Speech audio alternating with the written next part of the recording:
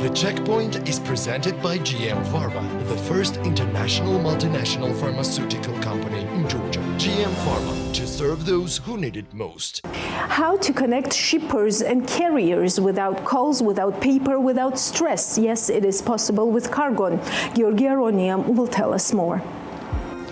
Cargon is an innovative online freight forwarding solution that seamlessly connects shippers to carriers and allows for the shipment of loads with competitive upfront pricing and real-time tracking. Cargon is the revolutionary force behind the disruptive changes in one of the most traditional and conservative industries, logistics. Among leading Georgian technological startups, Cargon is on top. In 2020, Cargon won the competition organized by 500 startups and got a chance to pitch before top Silicon Valley investors. A few months back, Cargon announced an investment from Flexport, the world's largest logistics startups valued at $8 billion. The new investment opportunities allowed Cargon to grow within the region. Nowadays, Cargon operates in Georgia and Armenia. Today, I'll talk with Cargon's co-founders, Vano, Chaladze and Shako, Jalabadze. Welcome, gentlemen. It's a pleasure to host you here. Pleasure to be here. Guys, how does it feel to be backed by the world's largest logistics startup? It's a great opportunity for Cargon and Cargon team to lead this way to the future expansion. It's a great opportunity also for the region, as the startup as big as Flexport is interested in the startups like us in the region, basically. Is it a one-time opportunity, or they will invest in Cargon in the future as well? Yeah. Well, I would say that I know Shako is totally right about this opportunity, and also I think it's a recognition of what Cargon has achieved throughout these years with limited resources, and also it means for us that I mean it's not initially they invested as an interest in Cargon, but they are still interested in coming up rounds, and they might even participate in the fundraising rounds. So what was this investment aimed at? The aim basically was that, look, we have an interest in the region, we have an interest of what you guys have achieved, and you know, let's initially let's start the process. Also, it's you know, perhaps we'll have opportunity to cooperate together with new projects in the region, and they are very interested in that direction as well, to basically work together with similar approach, which is digitalizing the logistics, and they are happy to cooperate with us, and this basically opportunity to work with each other is great experience. Will be great experience for us as well. It's good that you mentioned expansion, because I wanted to ask you about your future plans. Are you focusing on the CIS countries only, or you see Cargon in some other regions as well? Well, at the beginning, right now we are looking at CIS region. We want to cover CIS region as fast as possible, and we'll see what the future shows. Last year, Cargon was present on the Russian market as well, which in the region is obviously a huge market. After that, the war began. So how did the war in Ukraine affect your operations in Russia? So right now, Cargon has stopped sales in Russia, and we try to concentrate on our other countries in the CIS region. And I think the opportunity is still ahead with the potential growth of the region and regional hubs such as Georgia, Armenia, Azerbaijan, Uzbekistan, Kazakhstan, and other countries also. Is this the temporary stop, or are you pulling off? Yes, basically it means that we are gradually exiting Russian market by 2023. Beginning of the next year, we'll be basically exited from Russian market. By this time, I mean, we have to see how the situation unfolds. But we had tremendous growth in Russia actually, and it was very successful entrance in Russian market. And we were doing domestic transportation within Russia. So it means that it's not going to hugely affect our growth in CIS region. region because it was only domestic. But we had good numbers in Russia. But and actually during this time, the demand has increased significantly towards Cargon from Russian side, not only from Russia, Cargon Russia, but to Cargon Georgia as well. But we think that at this moment we have to stop operations to see other, to have more stable growth in other countries. You're also present in Armenia. What's the market like there? It's similar to Georgia. Basically, they're also quite dependent on imports. And pretty much similar, and especially it's very interesting when the synergy happens with Georgia and Armenia, as Georgia is one of the passes that Armenia is importing the goods and exporting their goods. So this is a very interesting market for us, and we exchange with our assets that we have. It's going pretty well. So what's next target for you? Which market? Central Asia, definitely, because given the situation in the region, basically this situation has totally reshaped the logistical industry. It reshaped and redirected routes, which means that, for example, the loads, shipment from the west goes to Central Asia only via Georgia and through Georgia, and it means that demand for Central Asia has increased through Georgia, and and the market itself in Uzbekistan, Kazakhstan is quite big, and this is our next target, to take over Central Asia and then create the synergy between the operating offices, which is Georgia, Armenia, Central Asia, and additionally Azerbaijan is a very interesting market for us as well. What role does Georgia has on the logistical map of this region and the world in general, and what role do you think it can gain in the near future? Well, we've been lucky to be here and to start our startup here, because Georgia in the region is a hub, logistical hub, and the opportunities that Georgia has is tremendous. Like, I think we can achieve much more rather than we can think right now. Especially in these situations, in these difficult times, we see that there are so many gaps that has to be filled, and Georgia has to push forward for the future benefits of the logistical improvements, basically. And the Georgia connects to all the CIS regions, basically, and Eastern Europe. So this is an opportunity for Cargon in the future. So could we consider Georgia as a logistical corridor between the West and the CIS?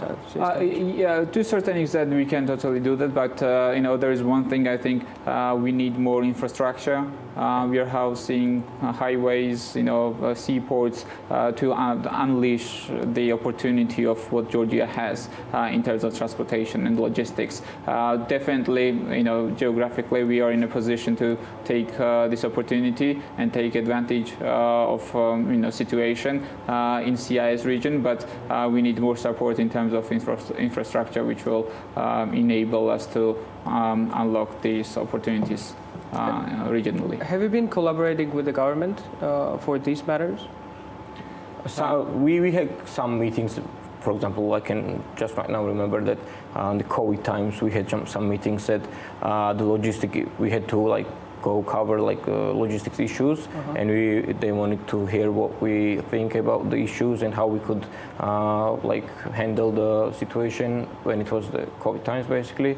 But right now the market is. We are basically concentrating on building more of our product rather than this. Policies of It's very interesting to see the difference in trends. You mentioned COVID times, beginning from pre-COVID times, and now after the war, given all the mess around food shortages and potential recession coming. So what trends have you seen in the logistics industry here? Well, I will start with COVID. Basically, COVID has had obviously impact on logistics, but I cannot say that it has dramatically, significantly decreased demand for it, and I would say on the contrary. So logistics was one of those industries which has actually had a kind of upward going demand, and until this day, during COVID time, the prices have tripled and became 5 times more, especially in sea freight. So COVID is, the logistics is kind of recession proof. You always need logistics to move loads from one place to another. So it's kind of it's an industry which has a less impact, negative impact generally when recession happens. So what are the biggest disruptions that you see on the market today in terms of the situation, the current situation? So basically, supply chain today is very disrupted, and you can see the term that lots of businesses are trying to survive in such situation that, as Vano said, like the sea freight has tripled, even 5 times the price of the price it was before. So lots of businesses are struggling, and this is the supply chain situation that has to be like get in the shape as soon as possible. Otherwise, some other business might struggle more. The business you are in is very traditional and conservative in every sense of this word. So what disruptions do you bring? What is Cargon doing new in this sphere? We want to think that we are doing, reshaping the industry with the digital product, because there are so many things that we are changing. And as you said, it's traditional industry. It's very difficult to change the behavior of your customers who have been doing this since for a couple of decades. And that's why we don't push our product to be used by customers. We want customers to see the value in it and then adapt to the way that we see future of logistics. And we are bringing transparency to the market, and it's very important. Beforehand, it was very difficult to basically to see. It was like a black box. No one knew what was going and what was happening in the industry. For example, drivers don't trust shippers. Shippers don't trust drivers because there is a middleman, and the chain of middlemen is quite long, and market intermediation is very high, which causes prices to go up significantly. And by bringing this transparency and by using our technology to build the bridge between shippers and drivers, it reduces market intermediation, it increases transparency, and this means that drivers are getting paid more and shippers have to pay less, and this is valuable. It's kind of win-win situation for these parties, and I think this is something new that we are creating in digital space. We are also more of a on-demand service. Like we can easily, if it takes 2-3 days for a traditional company to find the right track, it can literally happen in seconds and in minutes with Cargon. So basically, we are trying to keep up the pace of other industries, which are much faster and fast-paced, basically. How accepting are both the drivers and operator companies of your technology in general?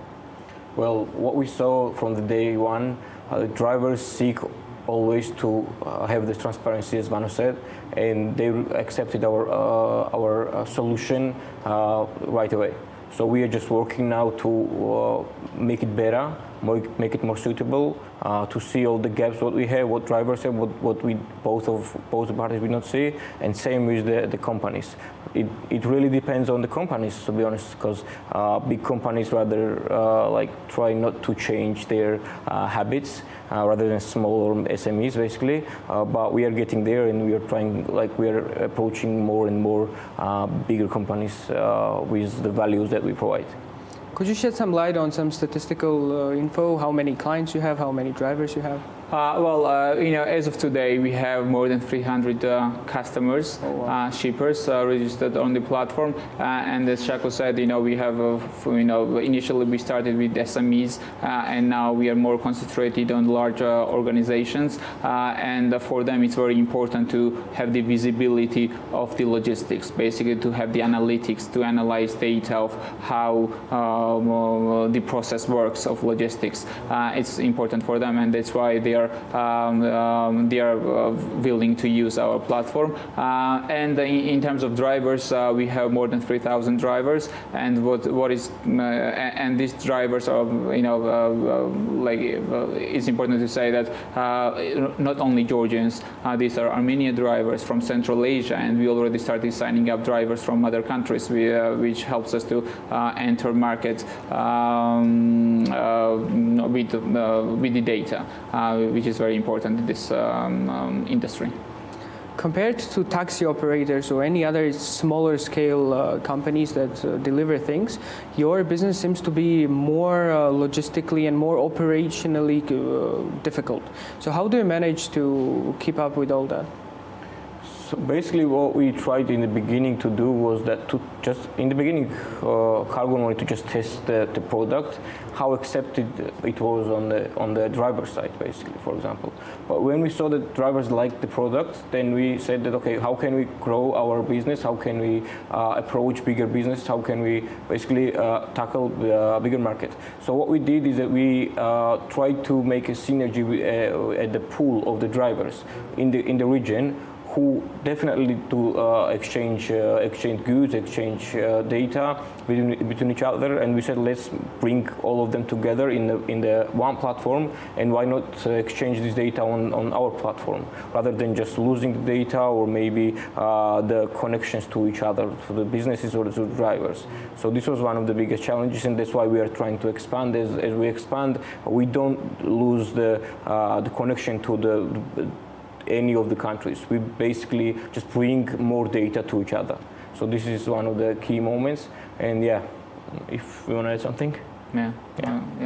What relations do you have with drivers? Is it the typical gig economy new type of contract that exists between you, like in any other taxi service or something, or you consider them as your employees, legally speaking? No, actually we look at them as like employee, partner, basically. They are our partners, and it means that we help them to earn more. We help them to maximize their truck capacity, and we look at them as a partner. And it's very important because carriers and drivers, it's a different it's a different community, and you have to be part of it to be accepted. And basically our goal of Cargon is to make drivers and carriers happy. And if they are happy, it means that we will be competitive and we will have good deals for our shippers. And so we are doing everything to basically take care of supply side, which is drivers basically and carriers. How big of a threat is, or maybe it's not a threat, automation is to your business? The driverless cars and all of that. How important is it? How is it a threat for your business or not? No, actually, self-driving trucks. I think it's an opportunity for our platform, bigger opportunity for our platform, because having digital platform which can easily be connected with self-driving trucks is something like today it's unbelievable, but it's gonna take time. From 5 to 10 years, it might be possible, and it's another additional benefit to the platform. So you see it as an additional layer of business, right? Not as the one that will change the drivers. It definitely can solve lots of issues. Definitely can solve lots of issues that the drivers have right now or the companies have right now. Okay, let's talk numbers. From 2019 to 2020, Cargon grew by 100%. So what is today? What situation? From 2020 to 2021. Oh, okay. Yes. So we had this year, for example, we have already exceeded the revenue of 2021, like as of today, and we are thinking to triple the revenue. We are right now increasing 30% month over month, and we, as Shako said, the 2021, since 2020 we were testing the product, basically finding our market fit, and I believe that today we have it, and that's why we have this increase on monthly basis, and yes, I think with only what we have now, like with Georgy Aronia, we can triple this performance, and with additional investments and going into Central Asia, we have much bigger plans.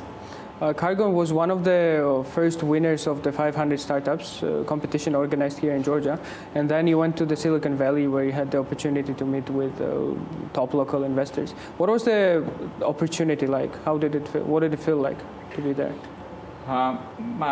500 Startup was an amazing experience for Cargon. It was the program which actually helped us to accelerate our growth. And I talked about finding a market fit. It's amazing opportunity, the acceleration program, to find your market fit basically. And this is what we achieved during this program. It was the program. And since this program, we actually started expansion. At that time we went to Russia, to Armenia, and it really helped us in terms of growth. The Silicon Valley, again, this experience was very valuable for us. We looked at the problem from a different aspect. It's a global problem. It's not, what Cargon does is not only meant for the region. It actually has a bigger opportunity. But even looking from there, still our region is quite big. And we started to looking at the problem more globally. And contact networking, very important for Cargon. Till this day, we keep up with our investors and potential investors. So it was a great opportunity. Yeah, I want to ask about investors. What sort of investors you have? Are they individual ones, or you have institutional investors as well? No, we have VC funds, angel investors, and right now we are working on the round. We are talking to a number of VCs from the US and from the UK. Hopefully, we'll be closing the round soon. And mostly that we are talking to our VCs now. Well, good luck to you guys, and thanks for being here. It was a pleasure. Thank you. Pleasure being here. Thank you very much. The Checkpoint is presented by GM Pharma, the first international multinational pharmaceutical company in Georgia. GM Pharma, to serve those who need it most.